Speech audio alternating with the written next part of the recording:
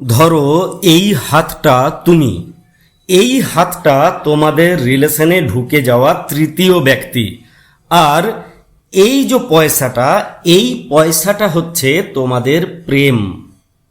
এবারে তুমি তোমার প্রেমটাকে রক্ষা করার আপ্রাণ চেষ্টা করছো।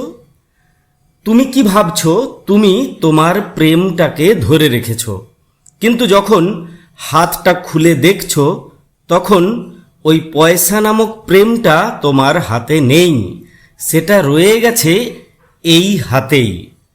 তাহলে তুমি একবার এটা ভাবো, এই হাতটা কি প্রেমটাকে ধরে রেখেছে, নাকি এই প্রেমটা এই হাতটার সঙ্গ দিয়েছে?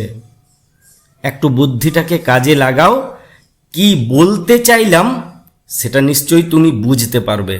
আর যদি বুঝতে পারো তাহলে অবশ্যই লাইক করবে, সচেতনতা অবলম্বন করবে। বাকিটা তোমার ইচ্ছা। ধরো এই হাতটা তুমি, এই